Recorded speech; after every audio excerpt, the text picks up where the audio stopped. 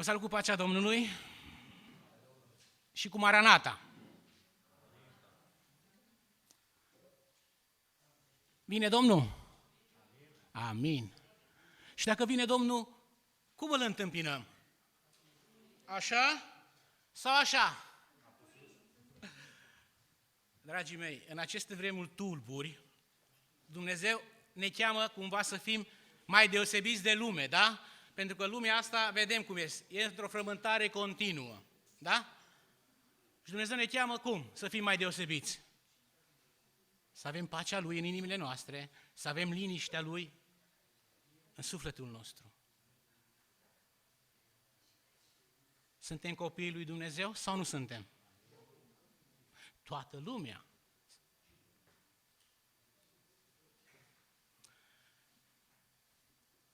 Biserica Adventistă, de când a fost adusă la existență, a avut un mesaj dat pentru omenire, pentru că asta a fost mesajul bisericii, ca să restaureze ce a fost pierdut de-a lungul veacurilor. Cele 10 porunci. Pavel folosește în epistolele lui ca poporul evreu a avut mari binecuvântări. A avut jertfele, a avut legământul primul și a avut toate aturile ca să se numească copiii lui Dumnezeu. Noi, ca izraeliții spirituali, noi spunem că avem lumină și este adevărat. Avem învățături și este adevărat. Avem spiritul profetic și este adevărat. Dar mai presus de toate, avem legea lui Dumnezeu care îl descoperă pe Domnul Hristos. Acum, în formă literală, știm cele 10 porunci, 2 table, da? Primele 4 se referă la Dumnezeu, cele 6 la aproapele meu. Dar aș vrea să o simplificăm un pic. Da? Din cele 10, hai să facem 2.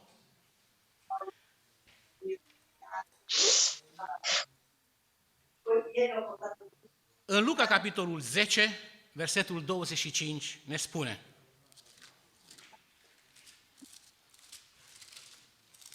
capitolul 10, versetul 25 la 28.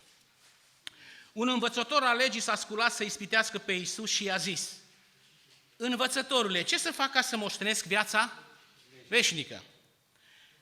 Iisus i-a zis: ce este scris în lege? Cum citești în ea?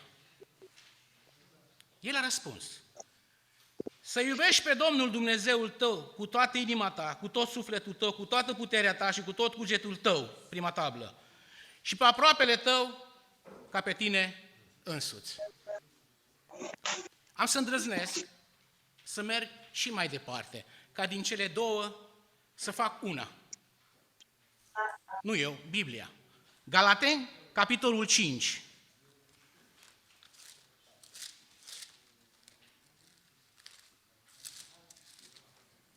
Galateni, capitolul 5, versetul 14.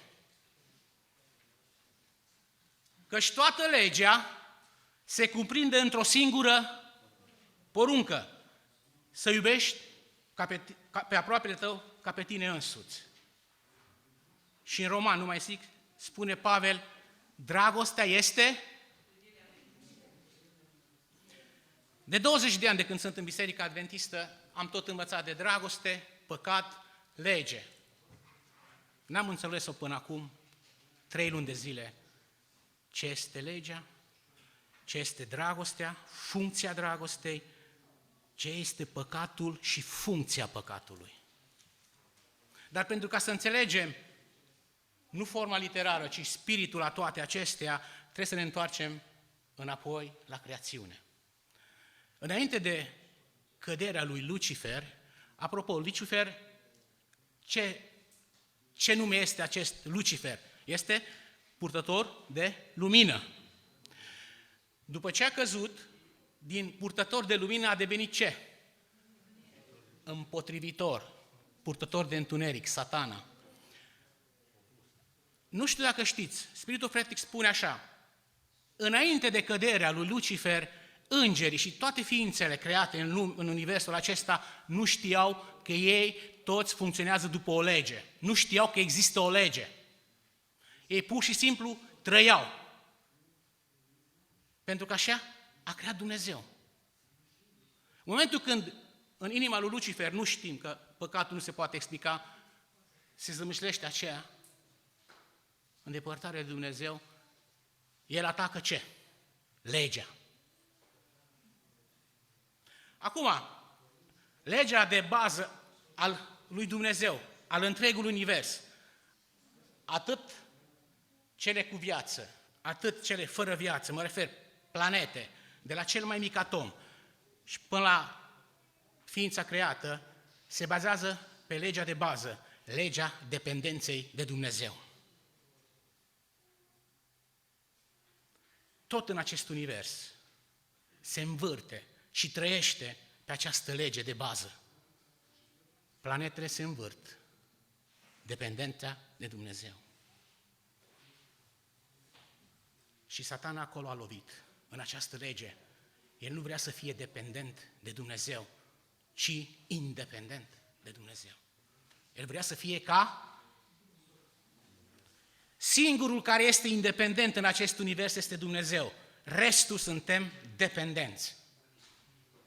În autoînșelarea noastră credem că suntem independenți, vom vedea mai încolo. După legea de bază, dacă știm bine ce înseamnă legea dependenței, mergem un pic mai departe și trecem la legea vieții a celor care au viață în ei.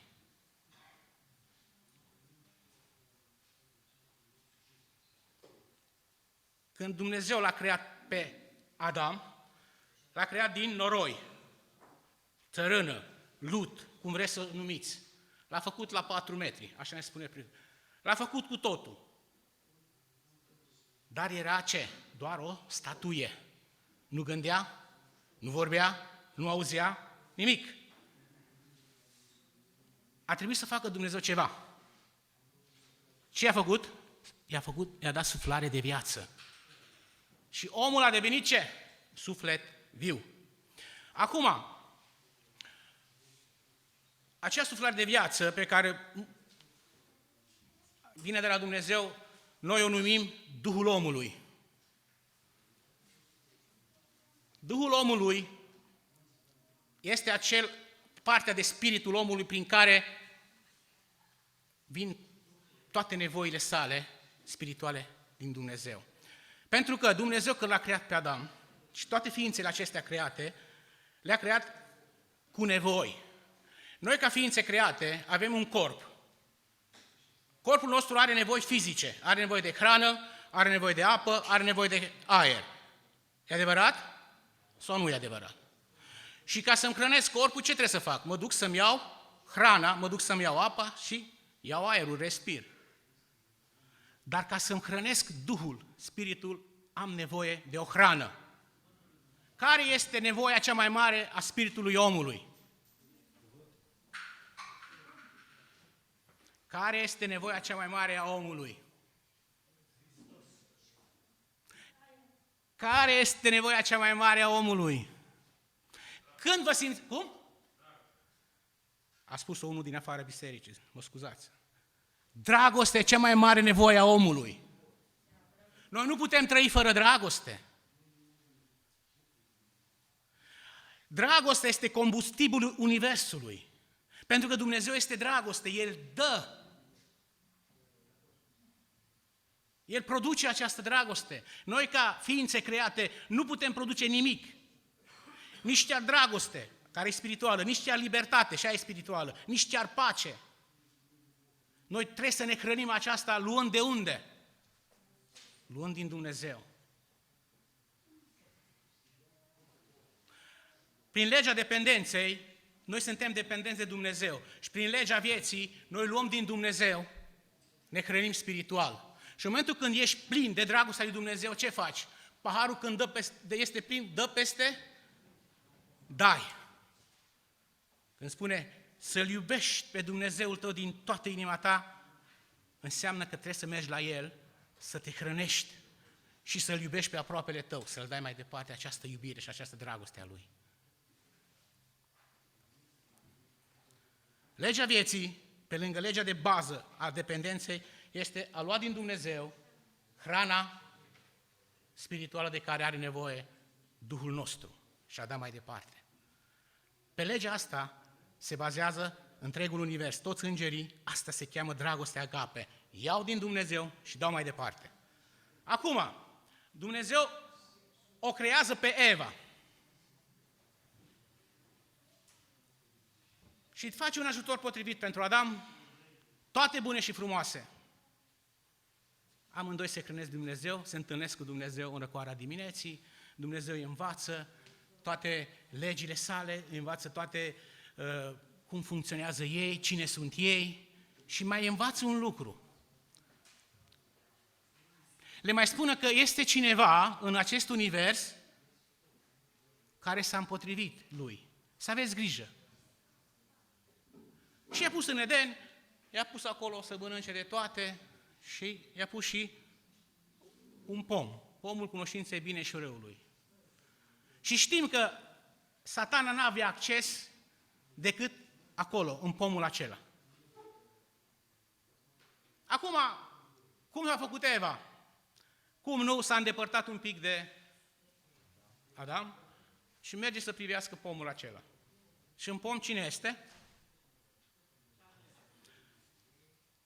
Satana acum, ca împotrivitor, Domnul Hristos îl numește cum? Tatăl este un mincinos. Deci, practic, tot ce înseamnă minciună este el. Copacul ăla în care stătea, practic, este copacul minciunii. Eva, acum, fiind creată de Dumnezeu, se hrănește din Dumnezeu, este din adevăr. Ea nu știa de legea asta. Ea pur și simplu inconștientă trăia și era fericită. Era din adevăr. Dumnezeu este adevărul, diavolul este minciuna. Acum, Eva, fiind din adevăr, se întâlnește față în față cu minciuna, da? Și începe dialogul. Geneza, capitolul 3. Cine începe dialogul? Minciuna. Oare a zis cu adevărat Dumnezeu să nu mâncați din toți pomii din grădină? E adevărat sau minciună? Minciună! Păi minciuna nu poate să zic adevăr. Așa. Eva, fiind din adevăr, îi răspunde cu adevăr. Putem să mâncăm din rodul tuturor pomilor din grădină. Dar despre rodul pomului din mijlocul grădinii, Dumnezeu a zis să nu mâncați din el și nici să nu vă atingeți de el ca să nu muriți. A zis adevărul? Era din adevăr. Adevăr cu minciună, că asta va fi până la capăt, confruntarea aceasta. Dialogul merge mai departe și sora White explică mai în Patriarhi și Profeți și în istoria mântuirii cum s-a desfășurat. Și spune, nu e adevărat, spune, da? Nu veți muri. A zis o minciună sau adevăr? Dar Dumnezeu știe că în ziua când veți mânca din el, vi se vor deschide ochii și veți fi ca Dumnezeu, cunoscând binele și răul. Au devenit Dumnezei? Au devenit Dumnezei. Pentru ei. Firea pământească, o numește Biblia, eul nostru pe care o numește, este Dumnezeul nostru din firea noastră. Vom vedea mai încolo. Era minciună, da? Și continuă dialogul, vezi? Eu am mâncat din rodul ăsta și am căpătat niște puteri, adică pot să vorbesc. Ai văzut vreun animal care vorbește? Nu. Ai văzut? Dumnezeu a mințit. N-a spus tot adevărul. V-a ascuns acest adevăr. Dar eu l-am descoperit și vi l-am spus vouă. Se întâmplă ceva în inima Evei. În inima Evei se înfripă ce? Îndoiala. Se înfripă îndoiala de adevăr. Și merge mai departe. Dar încă era în adevăr, până a apucat rodul. Pentru că ea vine șarpele și îi întinde.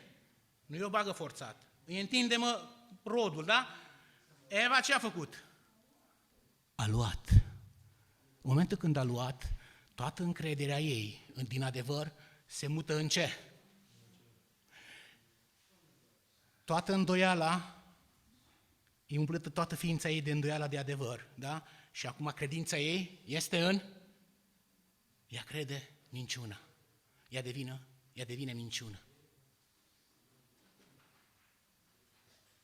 Mușcă, mănâncă, se crede în alte sfere, zice sora White, parcă era în altă, știi, yoga, ceva de genul ăsta, mă rog, nu? Merge la Adam. Adam este în adevăr, da? Eva, fiind în minciună, se întâlnește adevărul cu minciuna. Continuă dialogul. Uite, eu am mâncat și n-am murit. Ai văzut? Uite, Dumnezeu ne-a mințit. N-a vrut să știm. Ai văzut? Șarpele a avut dreptate. Adam era în adevăr, el știa și a adus aminte de învățătura. Nu trebuia să pleci. Nu trebuia să pleci de lângă mine, că ăsta este intrusul. El era încă în adevăr. Dar se întâmplă ceva în inima lui. Ce se întâmplă? Aceeași îndoială. Mă, dacă Dumnezeu a zis că va muri, păi de ce n-a murit? Înseamnă că e ceva. Și s-a înfelipat îndoiala. Și în inima lui și spune, pentru că o iubea, da? Zic, măi, ce o fi? Și a luat. Pentru că Eva doar a zis, ia. Și a luat. În momentul acela, Adam devine ce? Minciună sau adevăr? Pentru că toată încrederea din adevăr se mută în minciună. În minciuna Evei. Amândoi sunt acum în minciună. Și vine Dumnezeu să-i caute. Capitolul 3, versetul 9. Dar Domnul Dumnezeu a chemat pe om și i-a zis, unde ești? Acest strigăt al lui Dumnezeu, unde ești, începe de aici și se termină la Apocalipsă și tot ne caută Dumnezeu. Bate, unde ești? 10. El a răspuns, ți-am auzit glasul în grădină și mi-a fost pentru că eram gol și m-am ascuns. Apare pentru mine sentimentul de frică.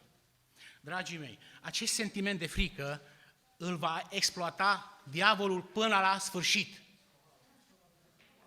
A început-o în Eden și va termina cu Apocalipsa. Știe că omului, când este frică, el se află în minciună. Nu mai este în adevăr. Pentru că în adevăr nu există frică.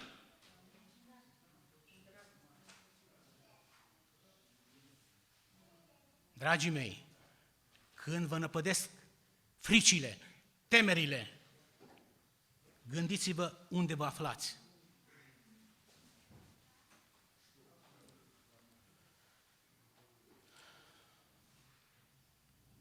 În Ieremia, capitolul 13, versetul 25.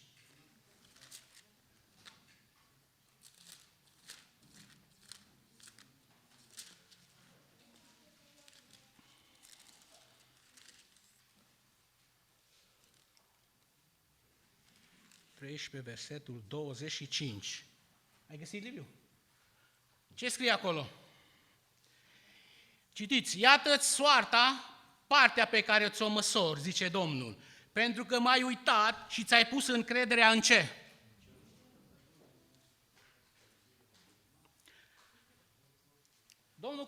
Domnul Hristos a avut foarte mare treabă de lucru cu cine? Cu cine a avut cel mai mari probleme în viața lui? Cu farizeii. Pentru ce? Pentru că farizeii nu erau în minciună, ei se credeau în ce? În adevăr. Și ca să-i dovedească Domnul Hristos unui farizeu că el se află în minciună și să-l scoată din minciună, că el are nevoie de adevăr, a dus o luptă enormă. Și lupta aceasta pe care o spunem războiul din univers, înainte de a fi creat omul, asta a fost războiul de convingere, ca să-l convingă pe Satana, pe Lucifer, că el este greșit în ceea ce gândește, în ceea ce face. Și acest război de convingere îl face și astăzi Dumnezeu, cu mine și cu tine. Ca să mă conving că eu sunt greșit, să-mi dau seama că eu sunt în minciună și să aleg adevărul. Și toate semnele sunt acolo puse. Ai grijă, când ești aici, ești în minciună. Trebuie să te întorci la adevăr. Vom merge mai departe. Acum Adam și Eva, fiind în minciună, ei trebuiau să moară. De ce n-au murit?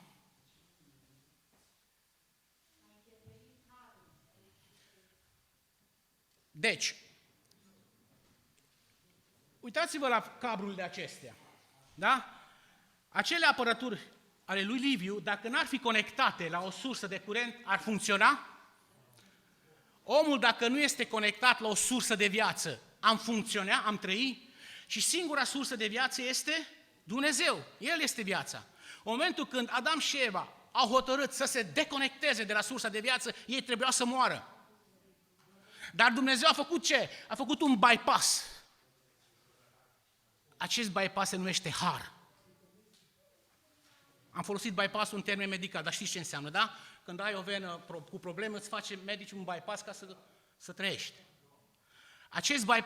Prin acest bypass noi trăim astăzi, care se cheamă harul de viață al lui Dumnezeu. Vom vedea și harul mântuitor. Da? Harul de bază este bypassul acesta prin care Dumnezeu ne ține în viață, în ciuda faptului că noi suntem deconectați de El. În ciuda faptului că Adam și Eva s-au deconectat de El. Acum, pentru Adam și Eva, ei trebuiau să fie morți, nu mai exista soluție. Și Dumnezeu spune, Adame, am o soluție pentru tine. Dar pentru asta tu trebuie să mori. Și vrăjmășie voi pune între tine și știți versetul acela.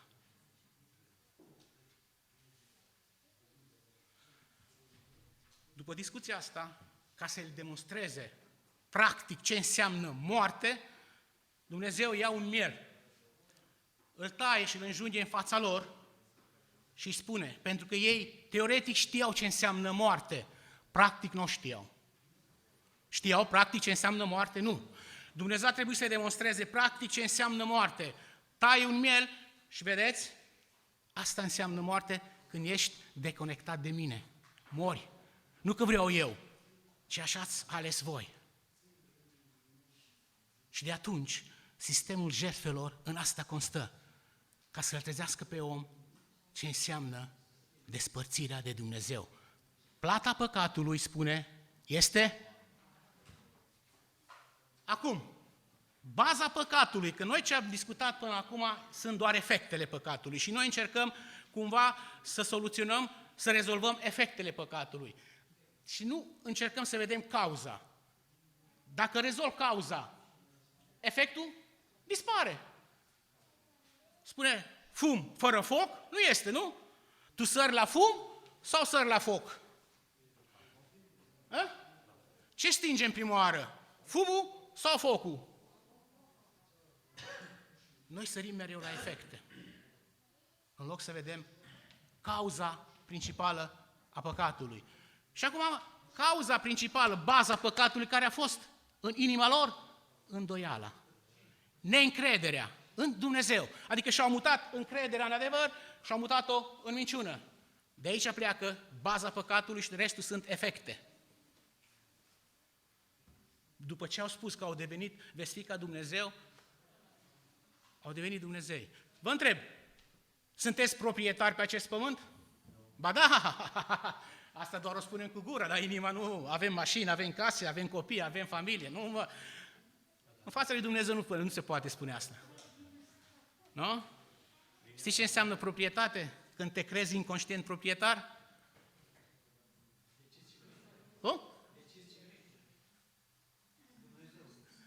Bravo, ești Dumnezeu. Am. Ia uite ce am. Ia uite ce am. Și după aceea mai altceva. Când produc eu, știi? Dragostea mea, sentimentul meu, copilul meu, adică pot să produc ceva, am produs, am făcut, știi? Sentimentul mândriei. Ia uite, am făcut și eu ceva la viața mea. Ce? Am făcut, nu am trăit prin viața asta așa. Aceste două sunt cumva, după păcatul de bază, sunt cumva cele două direcții care pleacă efectele. Mândria și egoismul, care vin din minciună. E foarte subtilă, cum zic, această lucrare dintre adevăr și minciună. Dar dacă ne gândim în duhul minții noastre acolo, știți ce frumos lucrează Dumnezeu? Îți arată care este minciuna și care este adevărul. Acum, din Adam și Eva, toată populația planetei, cum se naște? În adevăr sau în minciună? Nu am auzit. Toată populația planetei se naște în minciună, în păcat, în despărțirea de Dumnezeu, în neîncredere în Dumnezeu, în îndoială față de Dumnezeu. Altfel, nu se poate, pentru că din minciună naște și Dumnezeu vine și îmi spune, Cristi, tu ești născut în minciună, dar nu este vina ta. E cea mai mare revelație când am auzit că nu este vina mea. Și mai am rezolvat această problemă a ta. Doar tu trebuie să-ți muți încrederea în minciună, să o muți în adevăr, adică ceea ce spun eu.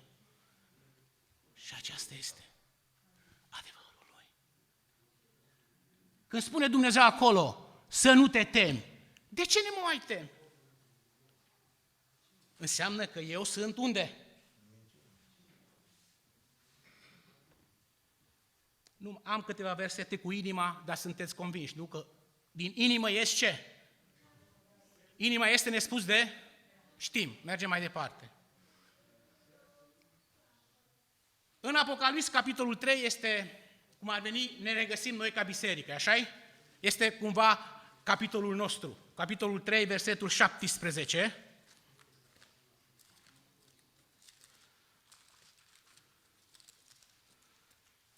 Spune așa, pentru că zici, sunt bogat, m-am îmbogățit și nu duc lipsă de nimic. Nu, mă opresc aici, nu citiți mai departe. Farizeii așa credeau? Erau bogați spiritual. Adventiștii cred că sunt bogați spiritual? Da?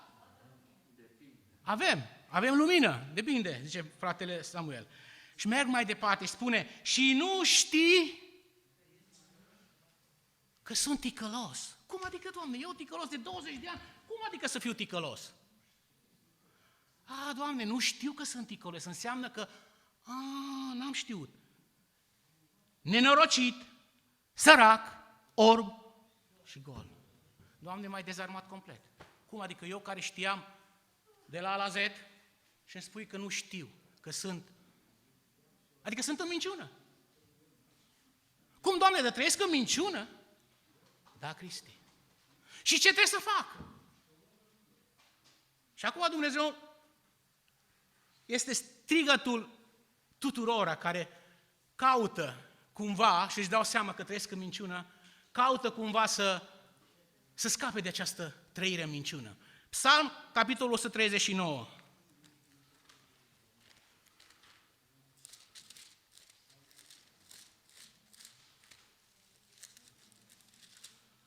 Psalm 139, versetul 23 și 24.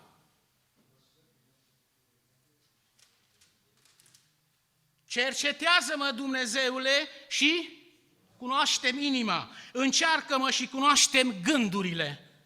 Vezi dacă sunt pe o cale rea și du-mă pe calea veșniciei.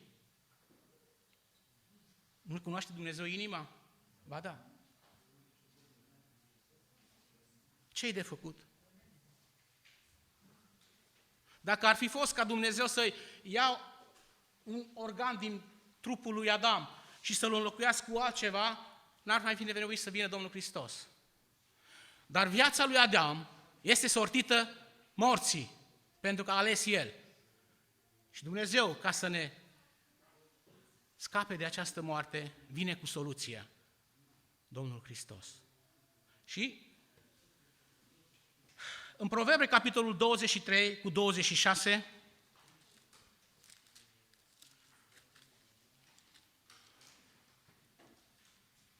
Fiule, capitolul 23, versetul 26, Fiule, dă-mi inima ta și să găsească plăcere ochii tăi în căile mele.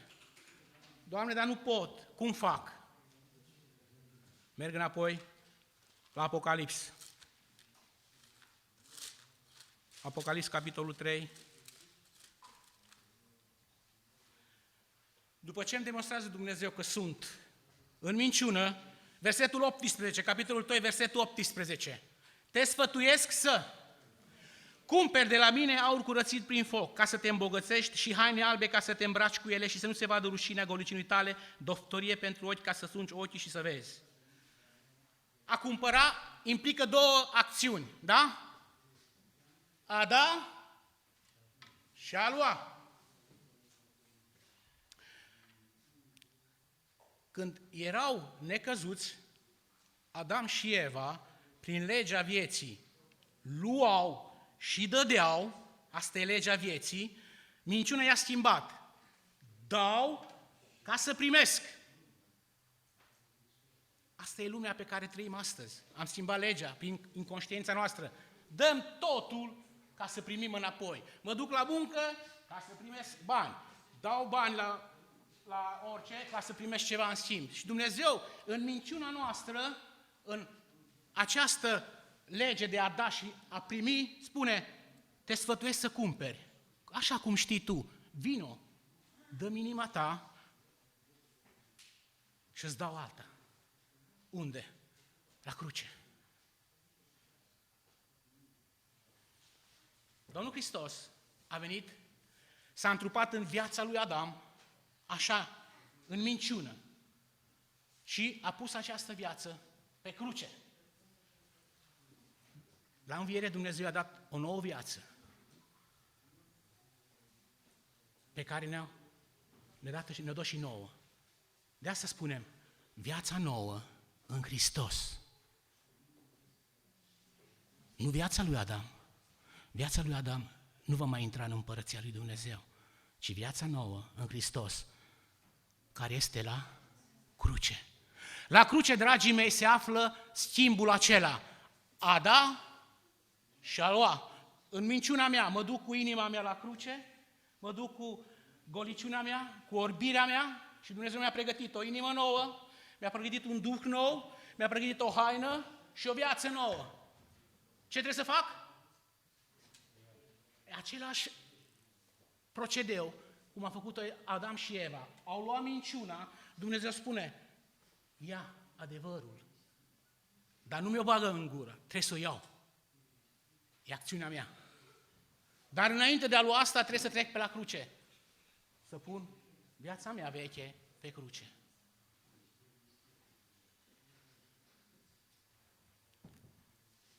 Ioan, capitolul 1.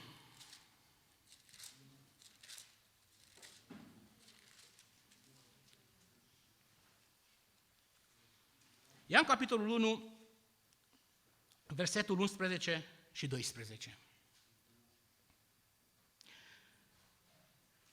A venit la ai săi și ai săi l-au primit? Nu l-au primit. Dar tuturor celor ce l-au primit, adică celor ce cred în numele Lui, le-a dat dreptul să se facă copii ai lui Dumnezeu, născuți nu din sânge, nici din voia firilor, nici din voia vreunui om, ci, dragii mei, mi se face pielea de găină când spune, voi sunteți născuți din nou din Dumnezeu. Nu mai sunteți lut, nu mai sunteți carne, nu mai sunteți sânge. Trebuie să înțelegem acest lucru, că noi suntem la cruce, după cruce, noi avem viață nouă din Dumnezeu.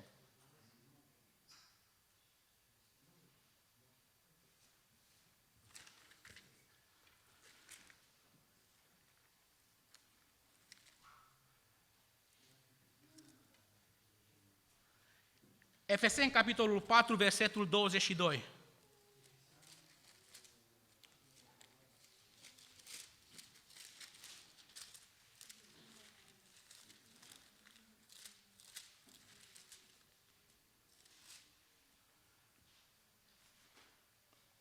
22 mai departe, cu privire la felul vostru de viață din trecut. Să vă dezbrăcați de omul cel vechi, care se strică după poftele înșelătoare, lăsăm la cruce, și să vă înnoiți în duhul minții voastre și să vă îmbrăcați în omul cel nou, făcut după chipul lui Dumnezeu, de o neprihănire și sfințenie pe care o dă adevărul. De aceea lăsați-vă de minciună și așa mai departe. Matei, capitolul 11.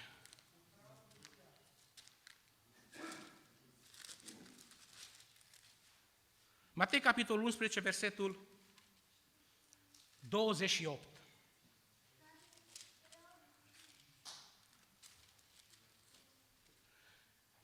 Veniți la mine, toți cei trudiți și împovărați, și eu vă voi da. Păi unde să mergem în această lume decât doar la El?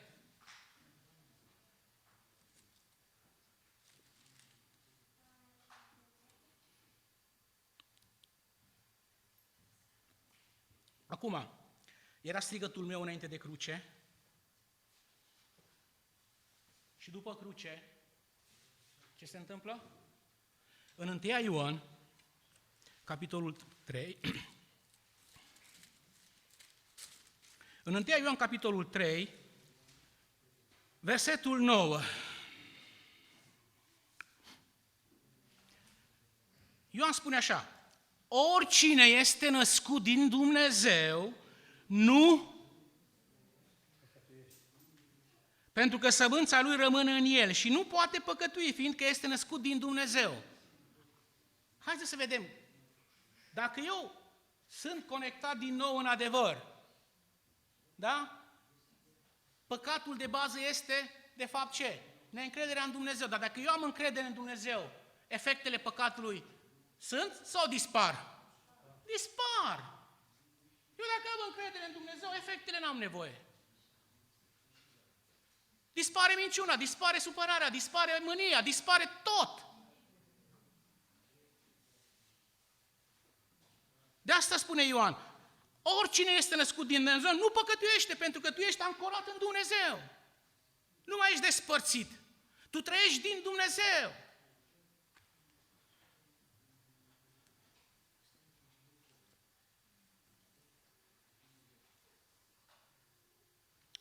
În 2 Corinteni, capitolul 13,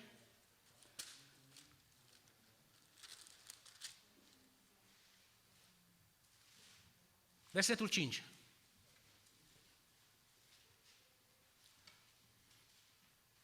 Pe voi înșivă cercați-vă dacă sunteți în credință.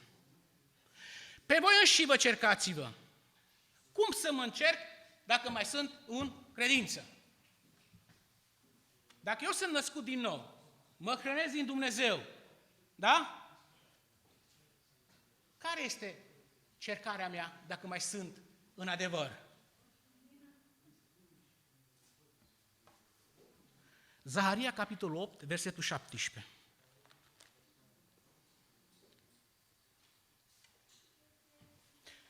Înainte de a citi acest verset, omul cât trăiește, ce face cel mai mult în viața sa? Gândește. Și acum, versetul 17, 8 cu 17. Niciunul să nu gândească în inima lui rău împotriva aproapelui său și nici să nu iubiți jurământul strâmb, că toate aceste lucruri, acestea eu le urăsc, zice Domnul.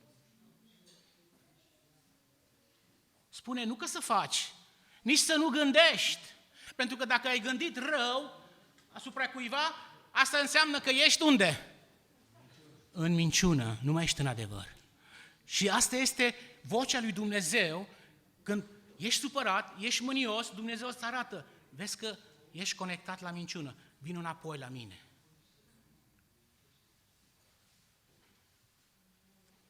Psalm, capitolul 37, cu versetul 8.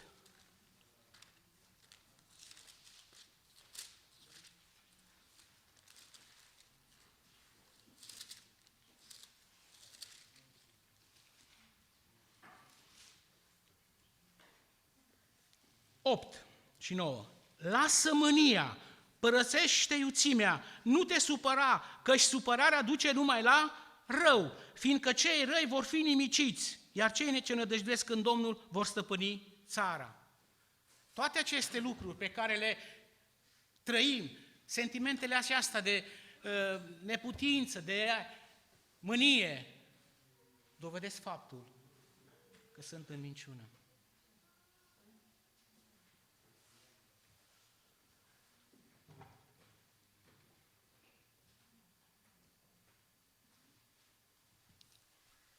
În Evrei, capitolul 11, versetul 1, avem definiția credinței. Evrei, capitolul 11, versetul 1. Spune așa: și credința este o încredere cum? Adică cum neclintită? Neîndoielnică, da? Adică să fii pe stâncă ancorat. Ce spune? O puternică încredințare despre lucrurile care nu se văd. Deci dacă eu am încredere statornică, neclintită în adevăr, da? Faptele mele vor face prin credință faptele adevărului. Asta înseamnă credința bazată pe încredere ori în Dumnezeu, ori în minciună. Pentru că noi suntem dependenți. Noi nu putem face nimic de la noi. Ori suntem conectați la adevăr, ori suntem conectați la minciună. Și diavolul vine cu tot felul de minciuni ca noi să le credem. Pentru că în momentul când crezi ceva, tu ți-ai bazat încrederea pe asta. Și faci faptele respective. Și totuși ce-i de făcut dacă mai sunt din minciună câteodată?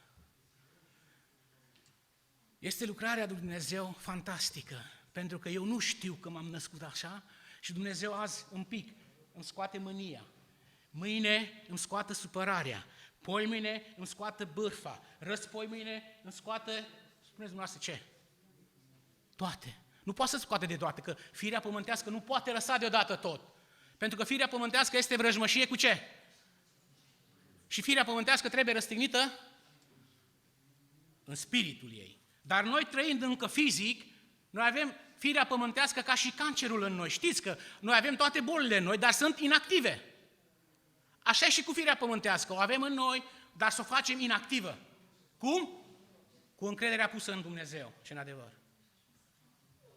Altfel nu se poate. Orice gând de iuțime, orice gând de agitație, orice gând de îngrijorare dovedește faptul că eu mă îndoiesc de Dumnezeu. Că El spune să nu mă tem. Mă tem? Dumnezeu, ți-am spus să nu te temi. Înseamnă că tu mai ai o problemă de rezolvat. Ne mai temem noi în această lume acum?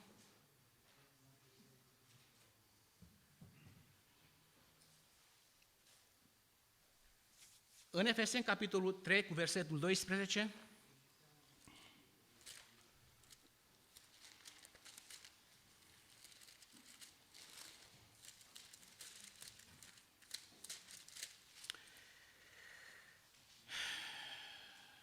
spune, în El avem, prin credința în El, slobozenia, libertatea și apropierea de Dumnezeu cu încredere.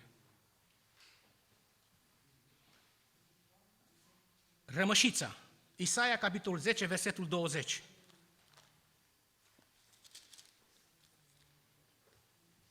Capitolul 10 din Isaia, versetul 20, spune, în ziua aceea, rămășița lui Israel și cei scăpați din casa lui Iacov nu se vor mai sprijini pe cel ce îi lovea, ci se vor sprijini cu ce? Cu încredere pe Domnul, Sfântul lui Israel. Dragii mei, aceasta este legătura, sau cum vreți, conexiunea cu Dumnezeu, încrederea. Dar încrederea neclintită în ceea ce spune El. Pentru că El ne vrea binele. El ne-a creat. Și El ne vrea pentru cer.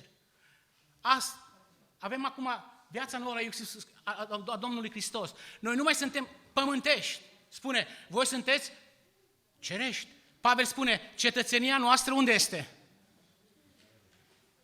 Fie că trăiesc aici, fie că trăiesc acolo, eu dacă trăiesc viața lui Iisus, mai contează unde sunt?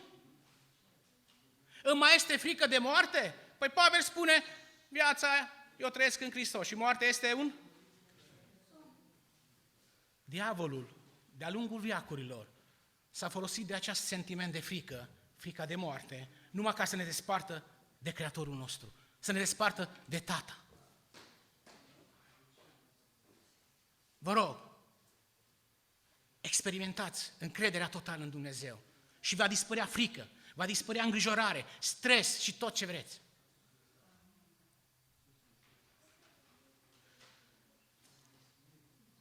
Hai să vedem o experiență a lui Petru, după pocăința lui adevărată. Ce subtil e, într-adevăr, și minciună. Galateni, capitolul 2.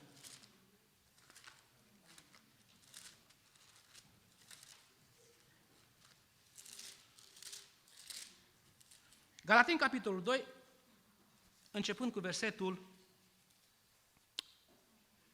11 și mai departe. Dar când a venit Chifa în Antiochia, i-am stătut împotriva în față, căci era de osândit. Și acum ascultați, capitolul 12, versetul 12. În adevăr, înainte de venirea unora de la Iacov, el mânca împreună cu neamurile. Petru era în adevăr. El mânca, nu avea nicio constrângere de nimic. El era conștient că era în adevăr, mânca cu neamurile. Nu l-a supărat nimic, el era în bună regulă, era în adevăr.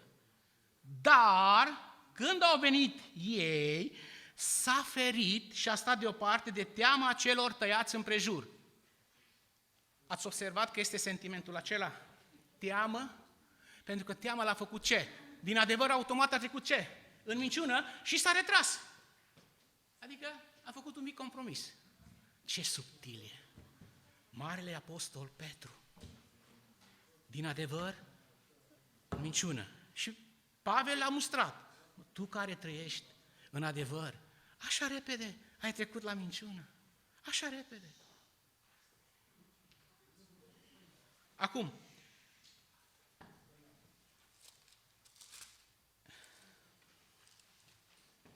în 1 Corinteni, capitolul 13. Mă apropii de încheiere.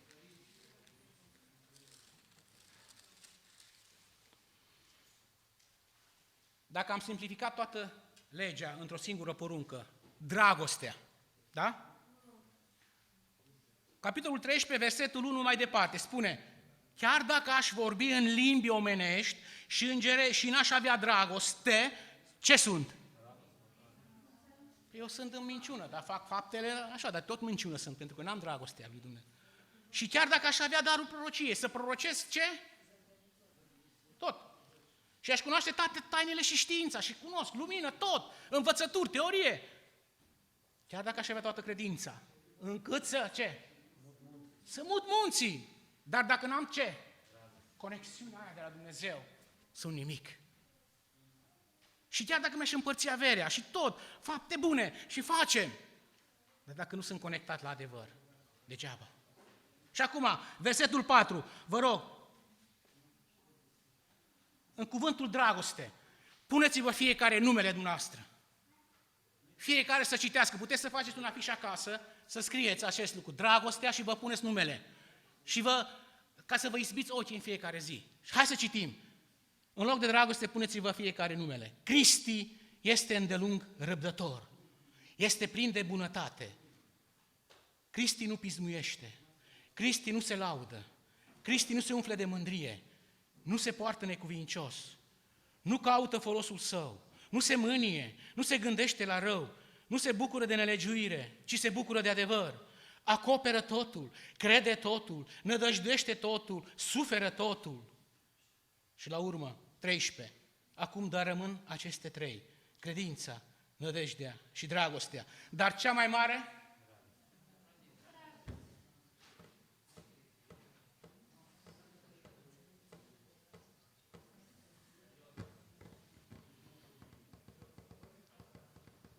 Roman, capitolul 5, cu versetul 5.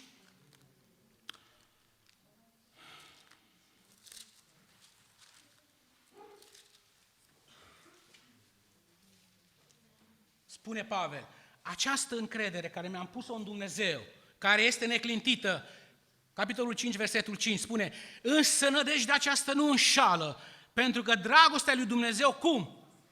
A fost turnată în inimile noastre prin Duhul Sfânt care ne-a fost dat.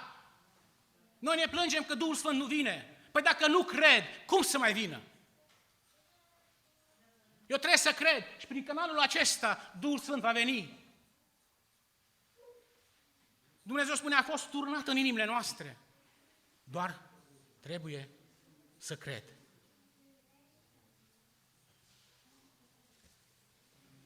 Dragii mei, eu vă doresc să experimentați adevărul lui Dumnezeu.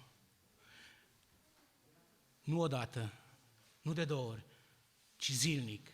Este un verset care spune, luați jugul meu, luați crucea în fiecare zi, da?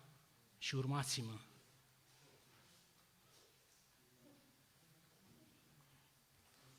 În lumea noastră, ce e mai greu de stăpânit este gândirea. Pentru că gândirea fuge. Am spus-o cu altă ocazie.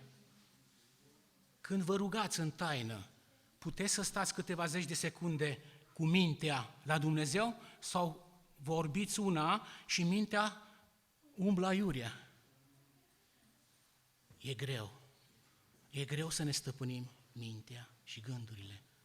De asta spune Dumnezeu, tu ai nevoie totul nou, o inimă nouă, un duh nou, o haină nouă și o viață nouă. Dar pe atunci, la cruce. La cruce se face acest schimb. Experimentați viața asta. E fantastică. E fantastică. Eu de 3 luni de zile mă rog Domnului ca să scoată familia din mintea mea. Să nu mai fiu legat de ei, ci să fiu legat de El. Nu în sensul ăsta, că nu, tot familia mea e. Dar să nu fiu legat spiritual de ei, ci de Dumnezeu. Pentru că în momentul când sunt legat de Dumnezeu, Doamne, e familia Ta, ai grijă de ei. Știți ce ușurare este? Știți ce liberare este? Abia acum experimentezi acest adevăr care te face liber. Faceți exerciții spirituale. Pentru mine cel mai mare exercițiu spiritual este soția mea. Ea îmi scoate tot. Ton ridicat, o supărare, aia, și îmi dau seama, și îmi spune, vezi că iar... Așa este, nu-i de râs. Și mulțumesc Domnului că prin ea, și știți ce mai mare exercițiu spiritual este în familie. Cu soția, cu copiii. Câte oameni nu s-au supărat pe copiii lor? Nu? Și pe soț. Soțul pe soție, soția pe soț. Dar am spus, supărarea ce face? Unde sunt? Vreau să fac o urare pentru voi. Se găsește în Efeseni, capitolul 3.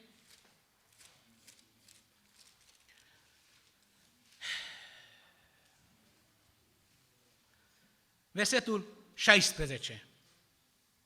Și îl rog ca potrivit cu bogăția slavei sale să vă facă să vă întăriți în putere, prin Duhul Lui în omul din lăuntru, așa încât Hristos să locuiască în inimile voastre, prin credință, pentru că având rădăcina și temelia pusă în dragoste, să puteți pricepe împreună cu toți sfinții care este lărgimea, lungimea, adâncimea și înălțimea și să cunoașteți dragostea lui Hristos, care întrege orice cunoștință, ca să ajungeți plini de toată plinătatea lui Dumnezeu. Amin. Vă doresc astfel, oameni, să experimentați adevărul lui Dumnezeu. Eu vă invit, dacă aveți întrebări, dacă aveți sau avem întrebări, pentru după masă, la ora 16, avem o oră de dezbatere, întrebări și răspuns cu ajutorul lui Dumnezeu. Vom căuta împreună și răspunsul la întrebările dumneavoastră și ale mele. De aceea vă invit și după masă la ora 16 la o colaborare împreună. Eu vă doresc ca dragostea lui Dumnezeu să vă umple inimile în Domnul nostru Iisus Hristos. Amin.